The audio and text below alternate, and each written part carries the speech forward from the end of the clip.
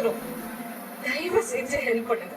என்ன சார் சாப்பாடை பத்தியே பேசுறீங்க? நேத்துல இருந்து சுவாசிக்க ஆக்சிஜன்ல சொல்லிட்டு ஒரு லேடி டாக்டரோட வீடியோ வைரல் ஆயிட்டு இருக்கு. அந்த வீடியோக்கு என்ன சார் பதில் சொல்ல போறீங்க? யோ, நாங்களும் தான் அந்த வீடியோ பார்த்தோம். யாருக்கே தெரியும் ஒரே நேரத்தில் ஊருக்கே வியாதி வரும்னு. போர்க்கால அடிப்படையில் நாங்கள் வேலை பார்த்துட்டு இருக்கோம். 200 சிலிண்டர் அந்த ஆஸ்பத்திரிக்கு எக்ஸ்ட்ரா அனுப்பியிருக்கோம். விஷயம் தெரியாம பேசிக்கிட்டு வாமா. எந்த ஆஸ்பத்திரி அது? முதல்ல அந்த ஆஸ்பத்திரிக்கு 200 சிலிண்டர் அனுப்பி சொல்லலாம். Okay sir. அப்புறம் சிலிண்டர் கிடச்சிருச்சுன்னு அந்த பொண்ணுகிட்ட சொல்லி எனக்கு ஒரு நன்றி வீடியோ போடுறோம். நான் கவர்மெண்ட் ஹாஸ்பிட்டல்.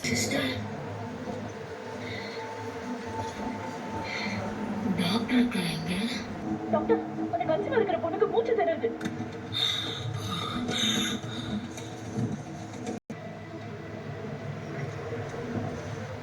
சிஸ்டர், டாக்டர் இருக்காங்க. அவங்க ஐசி வார்டு மாத்திட்டாங்க. ஏதாவதுன்னா கூப்பிடுமா?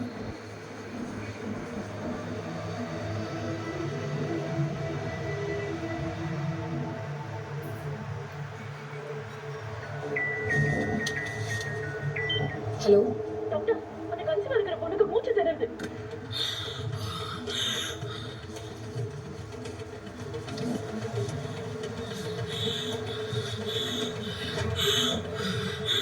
ஆக்சிஜன் மாஸ்க் எல்லாம் கரெக்ட் இருக்கு. திடீர்னு 1/2 மணி நேரத்துக்கு முன்னாடி ஆக்சிஜன் எல்லாம் தீர்ந்து போச்சு. யாரை கேட்டாலும் எந்த ரெஸ்பான்ஸும் இல்ல. சரி, நீங்க எங்களை தூக்குங்க, நான் போய் வீல்சேர் எடுத்துக்கிறேன். சீக்கிரம் வாங்க.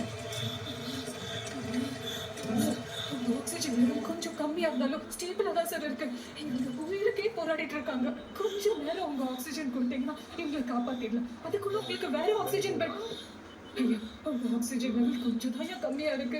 1/2 hour to 1 hour கண்டிப்பா தாக்கு பிடிக்க முடியும். இவங்க உயிருக்கே போராடிட்டு இருக்காங்க. ஒரு 10 நிமிஷம் உங்க ஆக்சிஜன் கொடுத்தீங்கன்னா ஐயா.